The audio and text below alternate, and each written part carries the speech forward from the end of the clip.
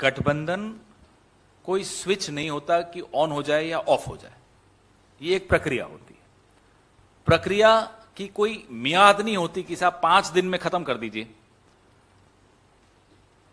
ये होते होते होता है। इसमें कई लोगों के मन में जो सवाल होते हैं, विचार होते हैं, उन सब क्या स्थान होता है, वो चर्चा होती है उन सवालों पर, उन विचारों पर। उसके बाद एक अंग्रेजी में जिसको कहते हैं कॉमन ग्राउंड, उस पे आया जाता है। इस देश ने अच्छी सरकारें देखी हैं, गठबंधन की सरकारों ने बहुत अच्छा काम करके इस देश में दिखाया है। 10 साल यूपीए के आपने देखे हैं, उस वक्त की जीडीपी आपने देखी, उस वक्त की एम्प्लॉयमेंट फिगर्स आपने देखे हैं, ग्रामीण रोजगार एमजी नरेगा देखा है आपने। उस वक्त का जो काम होते हुए देखा, वो आज भी आपको याद होगा विश्व बैंक की रिपोर्ट कि 27 करोड़ लोगों को गरीबी रेखा से ऊपर उठा लिया था। वो गठबंधन की सरकार थी।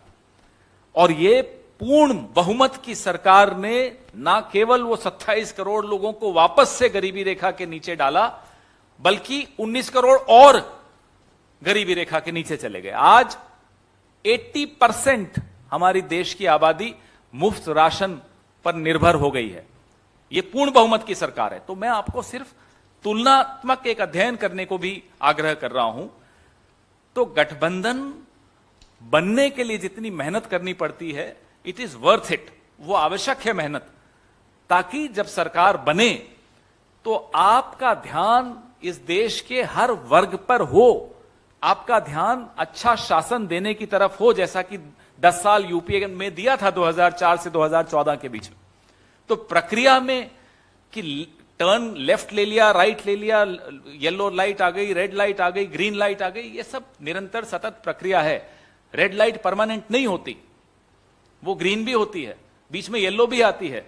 तो हर बार आप परेशान मत होइएगा कि अरे साहब उन्होंने ये कह दिया, उन्होंने ये सवाल खड़ा कर दिया। ये सवाल आवश्यक हैं। इन सवालों का जवाब इस देश के लोकतंत्र को मजबूत करेगा।